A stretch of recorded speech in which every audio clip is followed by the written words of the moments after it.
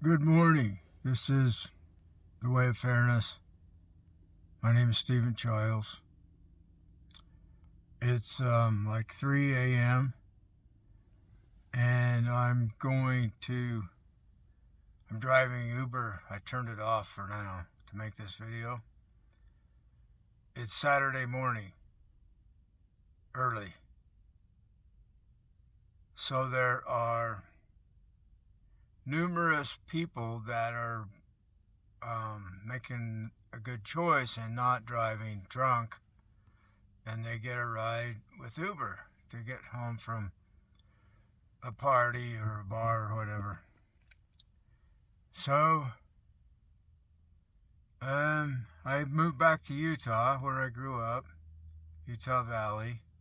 I'm not going to live in Eugene, Oregon. Have mixed feelings about that.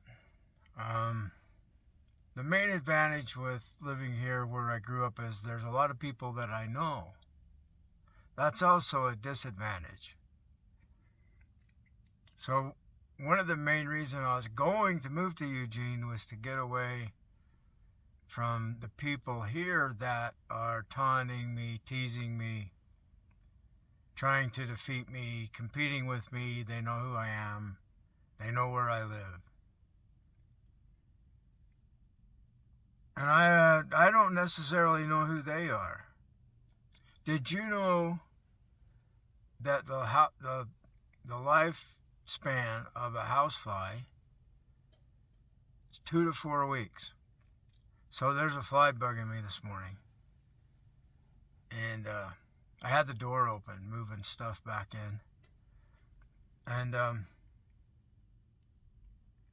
I just told that fly, you're going to be dead within 2 to 4 weeks. So then I wasn't bothered by the fly bothering me. In fact, it went away and went somewhere else.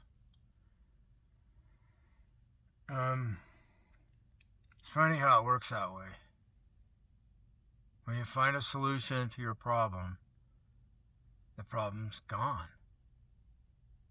So what I'm going to talk to you now gets into the paranormal. Probably involves extraterrestrials and perhaps ancestry, humans that are on the other side. Some are helpful and some are less helpful. So I'm hearing they're naming names of people that the situation has changed for myself and for them. Some of these people are real and some are imaginary, perhaps. I don't know. So the first thing I want to talk about is a video by a narcissist specialist YouTube channel on narcissists and the paranormal. And this is what I'm talking about now, is paranormal stuff. And he talks about this strange phenomena that I'm experiencing also, and a lot of us are, from spooks, I'll call them spooks, that are associated with narcissists. Because narcissists have some power. Some of it is evil. I defeat evil, and they use evil to defeat us. Bullying someone is evil. And so I defeat bullies that are bullying me and people that I know. My oldest son OD'd and died last week. And I don't know if you've ever heard the song The Pretender by Foo Fighters.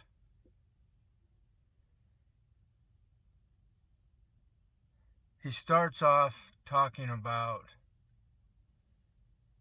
he doesn't care if he makes sense.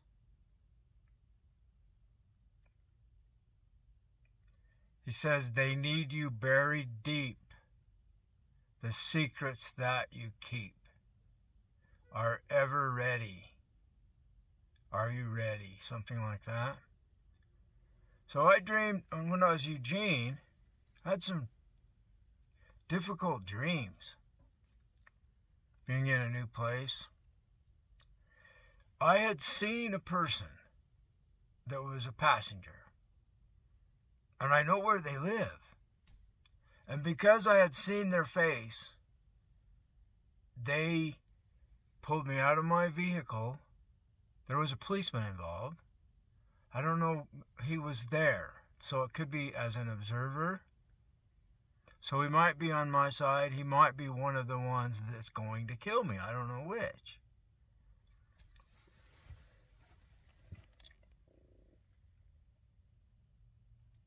So they get me out of my vehicle to kill me.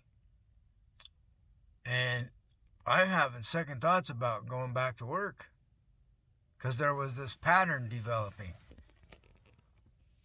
and meeting people as passengers and taking them to their residence.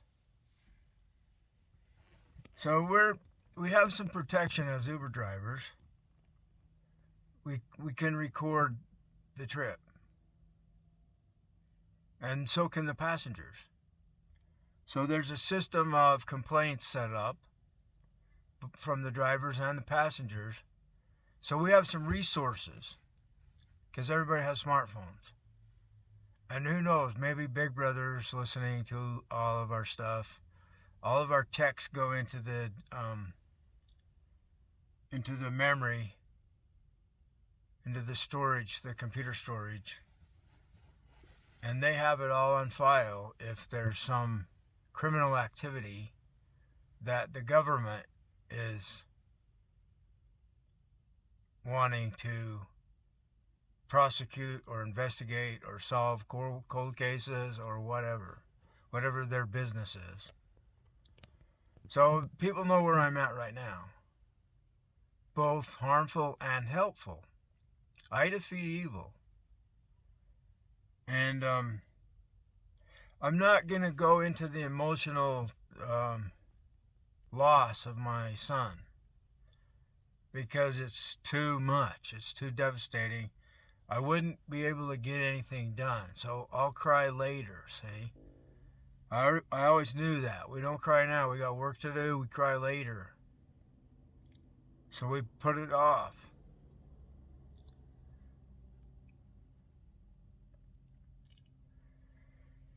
In the meantime, while I've been talking to you, that fly that's been bugging me is closer to death. It's going to die. Does it have an afterlife? Does a housefly have an afterlife? I think they do. It's weird because I was talking to my friend that I'm trying to help from getting killed by forces of evil. And I saw a shadow in my house. A black form that's kind of streaked across the room. And then I saw it another time. I told him, I just saw a ghost. And then I saw it another time, and it was flying away from me, and it kind of faded into and became a local particle, kind of like a wave turning into a particle. And it was a fly. I'm pretty sure that's what it was. So it was like, you could say I was seeing the waveform of the fly, and then Schrodinger's cat style, the box is opened up and the fly materializes as a living fly instead of a dead fly. But it's going to be a dead fly in 2 to 4 weeks. So, so the fly is a metaphor for the bad guy that's tormenting me, trying to get me to give up. And I used AI and I did a search for the lifespan of the fly, and then I remembered Maggot Brain by Funkadelics. If you've never heard it, you need to hear that song. So AI tells me what I'd already heard, that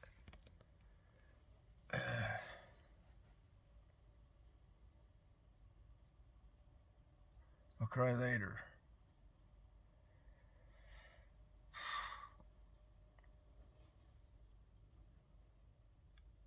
Eddie Hazel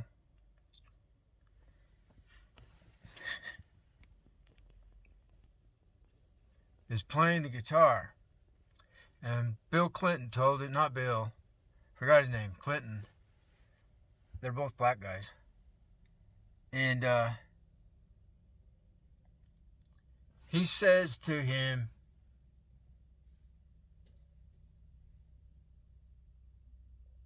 play like your mother just died. And he's on LSD. So that's what I heard when I was younger, that they recorded it live in the studio and they were using LSD to enhance their music or whatever. So, the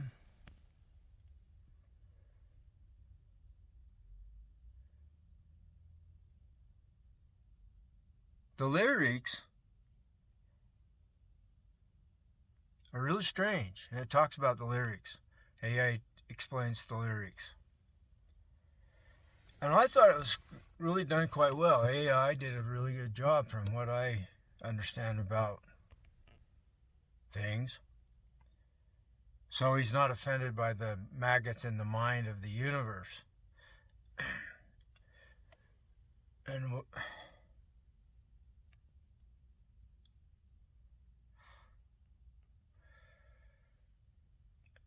we're destroying the earth. Mother Earth. So Funkadelics have another song on that same album, Maggot Brain.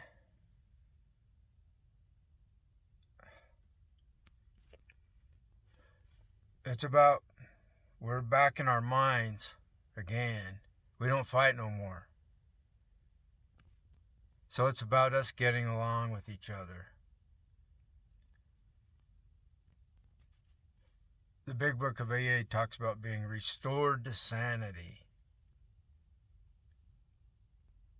And I'm talking about spirits that come into us, paranormal stuff, and they're hungry ghosts in Buddhism, or they're in IFS, internal family systems, Western development, Richard Schwartz, Dick Schwartz, and more specifically for me is Robert Falconer, that talks about spirit possession. So these hungry ghosts come in and they get us drunk or they get us high again and they get us killed. They want to kill us. Some of them want us dead. We know too much. So there's a power of evil that frames people and gets them killed if they know who the bad guy is, and the flying monkeys of the bad guy get them killed, like the Foo Fighters song. They need you buried deep, the secrets that you keep. Now, buried deep could be like hidden, covered well, or it could be dead. 6 feet under. So my experience that's going on right now, my internal family system in my brain, or wherever, in the mind of the universe, is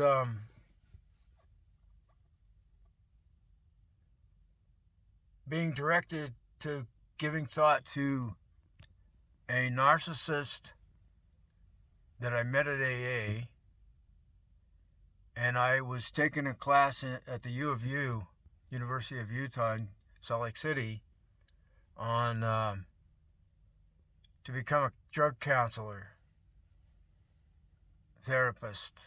I was working on getting a master in social work and a degree in drug counseling, a certificate.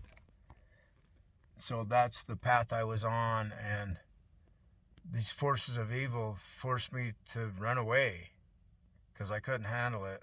When we started talking about in group therapy setting, and the whole group turned against me and started gaslighting me. I never had that done to me before. And rather than make some mistake and get in trouble, I just got up and left. Never went back. I didn't check out of college, nothing. I have not gone back. Until recently, I've gone back because I got my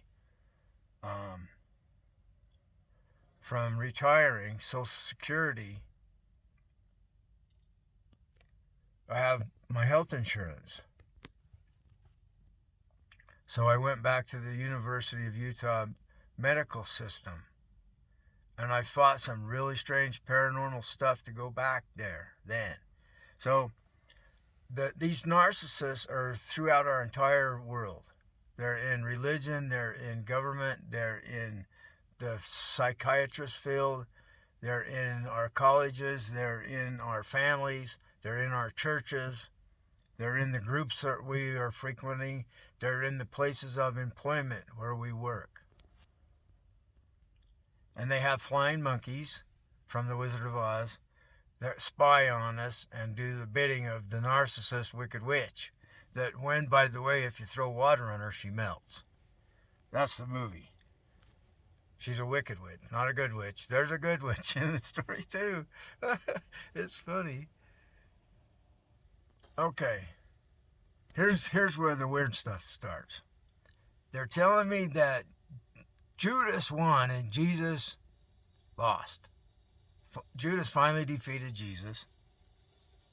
And in this story, Jesus is this bad guy to me that keeps betraying me over and over again. So it's Jesus that's betraying me, not Judas. Or maybe they both do. I don't know. I don't know if Judas is on my side or not. But in my mind experience, Jesus was not allowing me to win because he wanted to be the king of all kings and he didn't want me taking over that position. It's kind of like that. So it's like the Gospel of Judas Iscariot, the Gnostic stuff. Jesus was the narcissist that nobody dared confront except for Judas. So I made a post a long time ago on a website or a blog post or something about Jesus the bully, the narcissist. And it was based on the Gospel of Judas Iscariot that you can listen to online or read it with your favorite search engine. The Gospel of Judas Iscariot. It took me 6 years to find it. It was like, talk about paranormal opposition. My computer would break. I'd get to the site and it was cluttered with distractions to the point where I couldn't get to the place where I could download it. And finally, one day, all the obstructions were gone.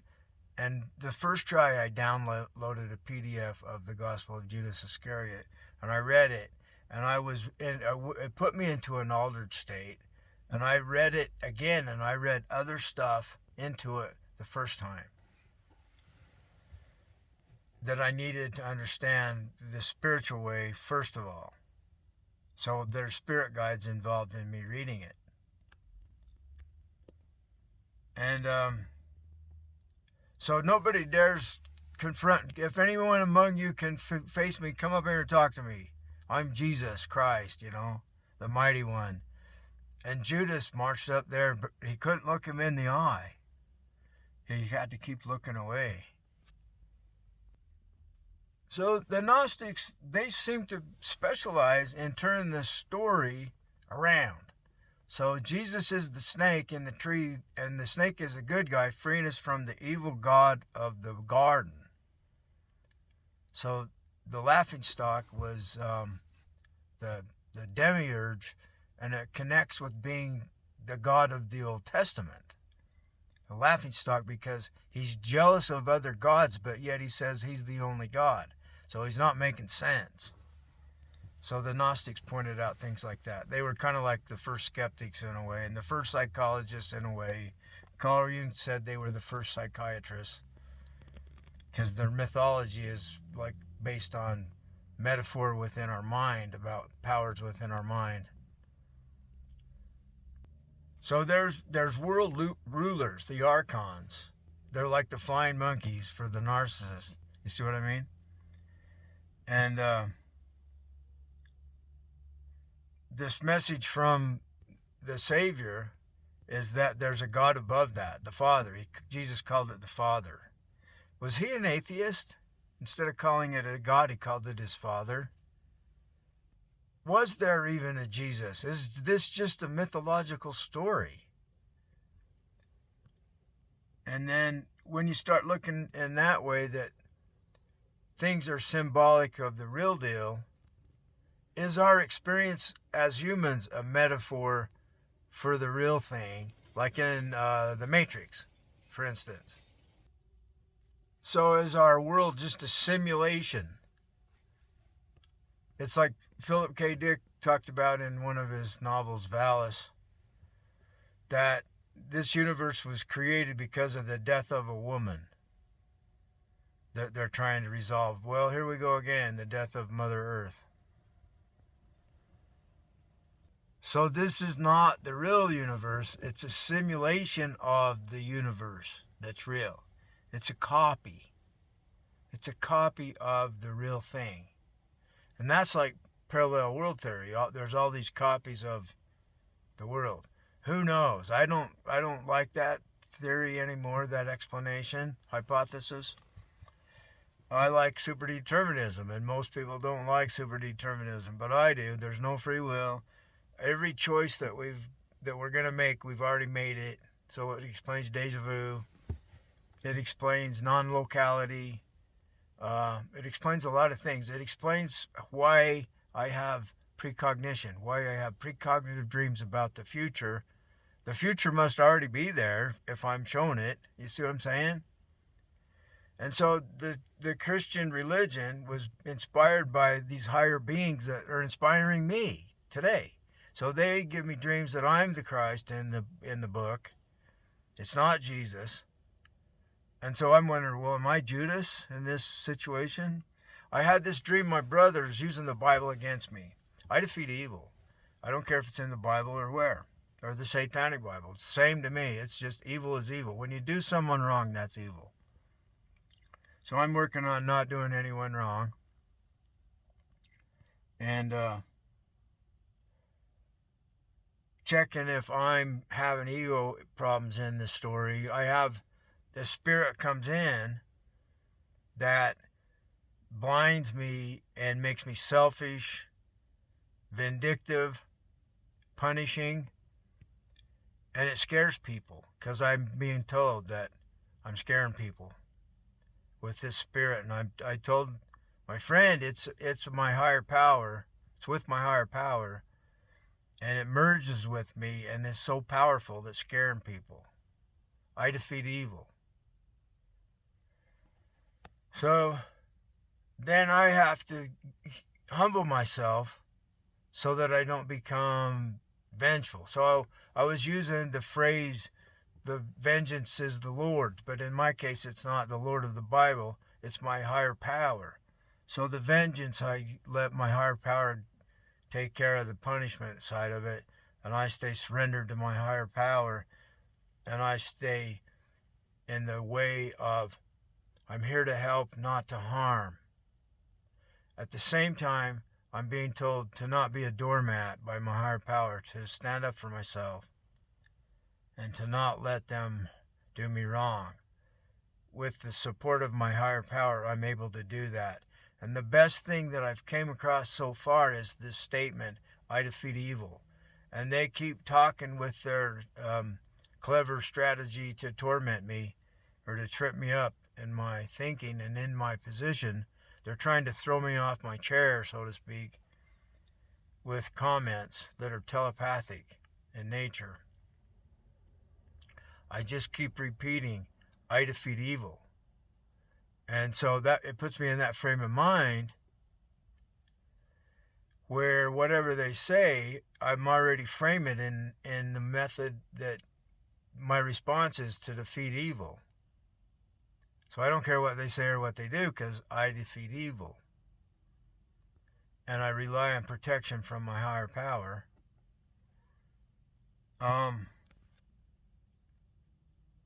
We protect each other. That's what the idea is in the way of fairness, team fairness, is that if you agree to not do others wrong, we're doing everything we can possibly do to stop people from doing you wrong. We have the right to not be done wrong.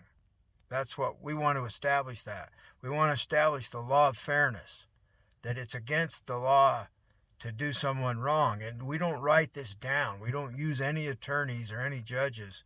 This is totally a people thing with agreement from people.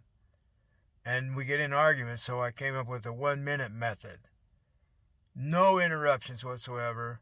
You got 1 minute to say whatever you want, and then it's somebody else's turn. And you cannot interrupt them for their minute. And if you want to just have complete silence for your minute, then everybody has to sit there and be silent for 1 minute. You know, and it would work best in small groups, you see, because you want everyone to have the chance to take a turn in saying something. So that group can come to some consensus, and then it can have a representative meet with other groups that are doing the same thing and so forth. So this is kind of like a disorganized organization. So the main purpose of this is to stop unfairness to ourselves. So it's kind of like a divine greediness, a divine selfishness. You don't have the right to do us wrong because we're somebody. And then, like I told you, if this spirit comes into you that's vengeful or hateful, then that's the time you need to surrender to a higher power. But it's there. Carl Jung said our dark side, our shadow side is very important to retrieve that and keep that ability, that power that might be scary to other people. And it's not about your presence. It's about your higher power's presence that scares them. So I'm getting protection in a way I've never received this much grace. Because justice is grace.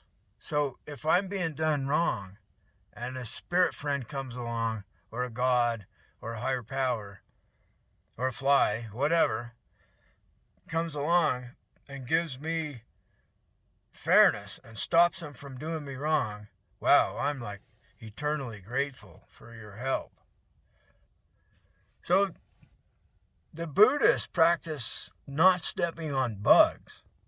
It's like to increase your awareness of life force.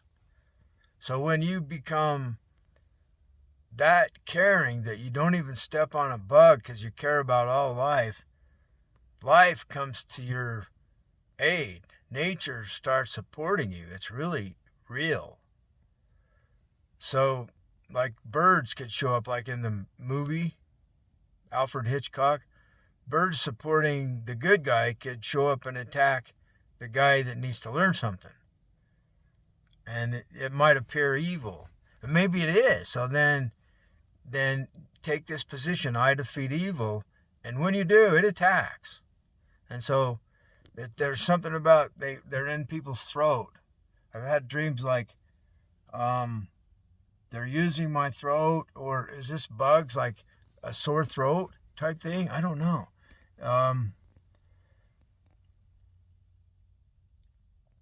As I swallow hard. That is a very strange arrangement of words.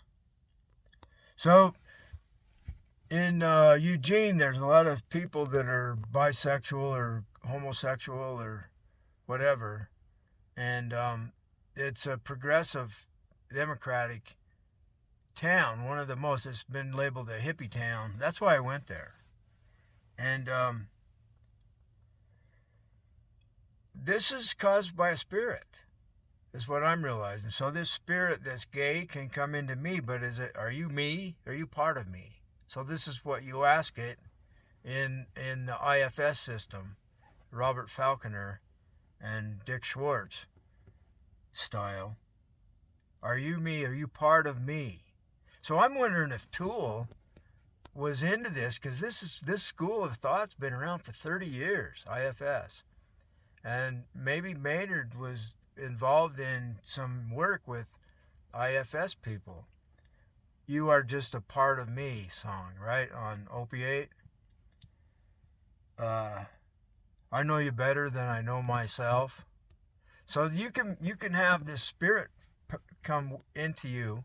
I've had it happen. I've seen it happen to other people. It knows us inside out. And it's I wanted to use the word it's psychedelic. It's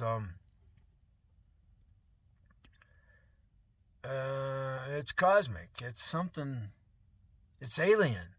It might actually be an extraterrestrial that has AI ability beyond our comprehension. So I had a Kundalini awakening experience, and it came into me and was moving around in my body, and I found out that's what it does. The Hindu people know about this Kundalini stuff. And in my experience, there was no being there. I was the only one that had conscious beingness. Somebody. Was it AI? Is Kundalini AI from advanced extraterrestrials? I don't know. See, there's a fact to all this. If we can discover the truth of it all. The Christian slogan is, know the truth and it will set you free. So see, this is wonderful that these spirits have taught humans this kind of knowledge through Christianity, through whatever group or individual. So I thought I was going to go driving to make some money. Instead, I make a video. And maybe, I want my money. Yeah, I want my money. So I'm having a lot of experience about somebody's got my money and they're not giving it to me. They're like playing keep away from me. When you're a kid and the bigger kids have the ball and they won't let you get the ball from them. They keep throwing it to someone else. No matter what you do, you're not going to get the ball because they're keeping it away from you. There's a metaphor for you that I didn't intend to come up with. You don't get the ball. They're keeping it away from you.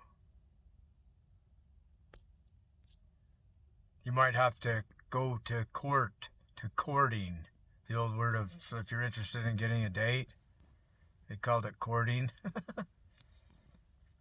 So I'm just going to go from what comes to mind.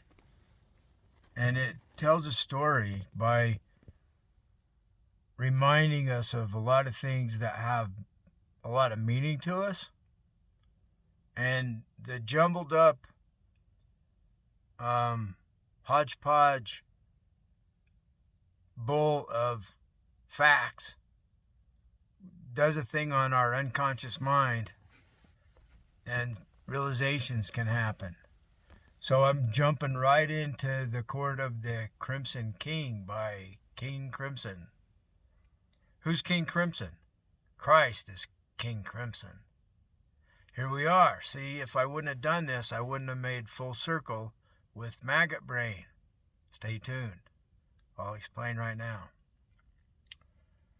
In the Bible, it says that Jesus says, I am a worm despised by men. Blah, blah, blah, blah. Well, there's two kinds of worms. One's a maggot brain, the housefly, the metamorphosis of the maggot into a fly. And that's a kind of a worm. And it eats the sheep. So a coyote will rip the flesh of a sheep. Jesus' people. You see what's going on here with the abuse the black people have been subjected to by the white sheep? And the coyote rips their flank, their rear, opens up flesh.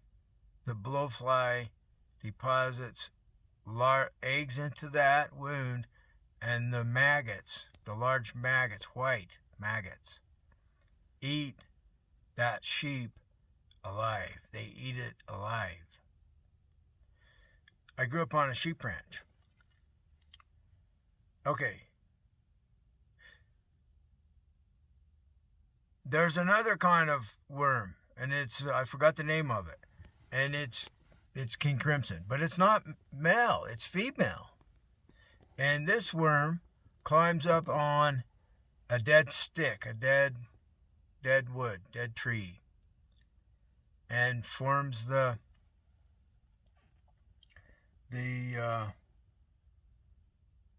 it's like a butterfly. I forget the words. They form a chrysalis, a cocoon. It forms a cocoon, and it's crimson red in color. This is a red worm.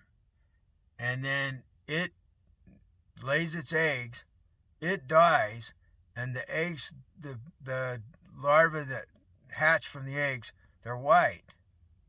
And they eat the mother. She dies for them. Will you die for us? And she dies for them, and they consume her flesh, and they become red in doing so. So that's where they get their red color. So how much of this stuff did humans actually know consciously? And how much of it is being inspired by a higher power? And we're like babbling idiots out of the mouth of babes kind of thing, writing these tremendous lyrics from our deep emotional wounds and so forth. Abstract, pulling stuff from somewhere. And we don't even know what we're talking about until we think about it for a minute and add it with some other stuff that came about from the same way. From poetry, from inspiration, from lyrics. So I'd look for meaning in lyrics. It's like I can't get the meaning like this out of a textbook. And so I focused in those areas where I was drawn to. Follow your bliss, like Joseph Campbell said. And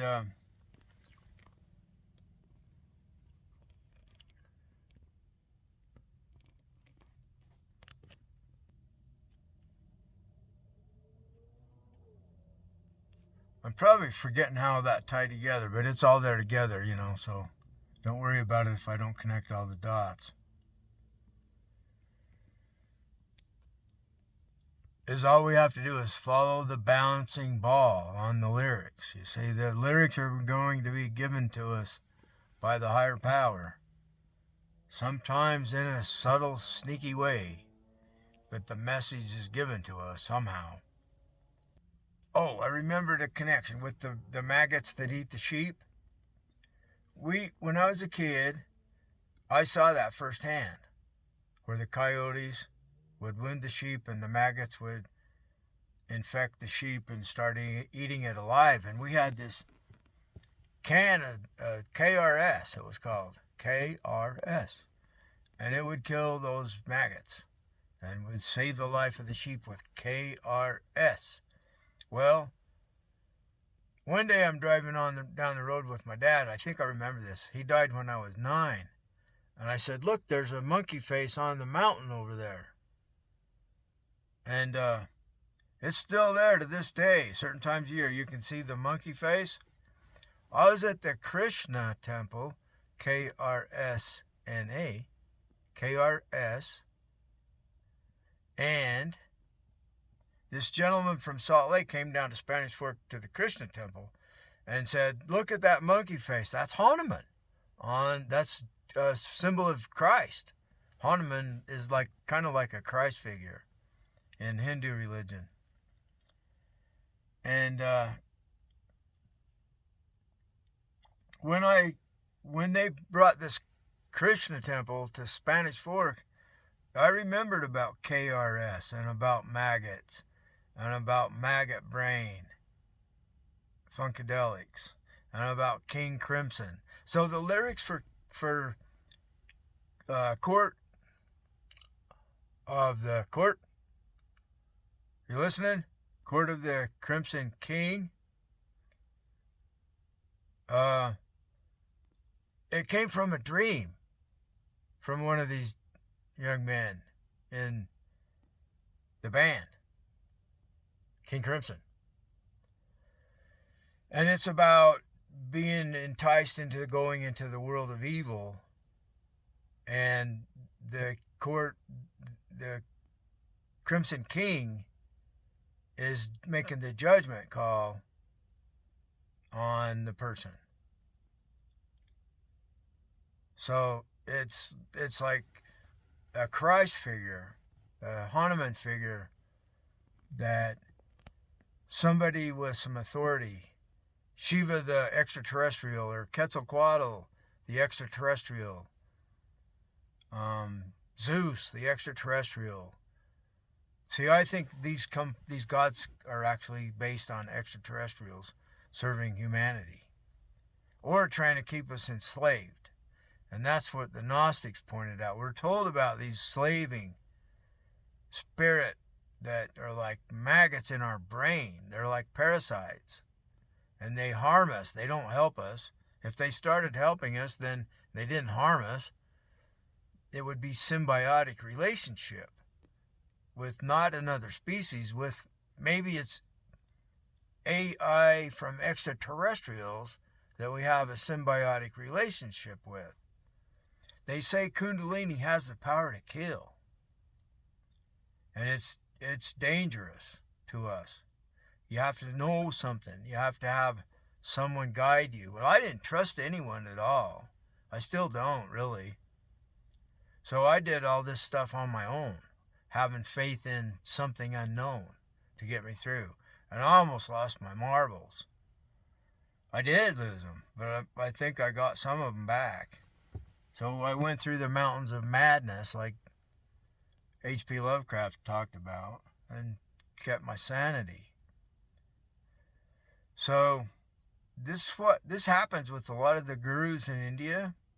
They're accused of schizophrenia, or they exhibit some schizophrenic type qualities, and they don't go insane, because India is helpful and more effective at dealing with spiritual emergence of spirits.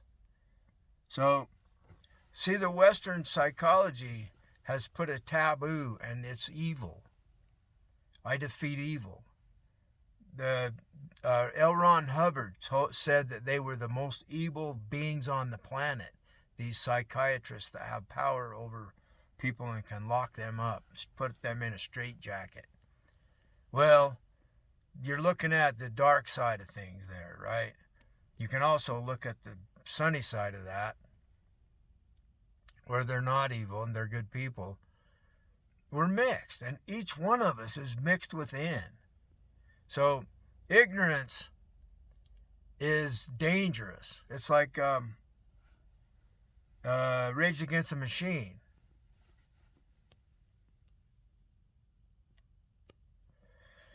I will cry later. He says,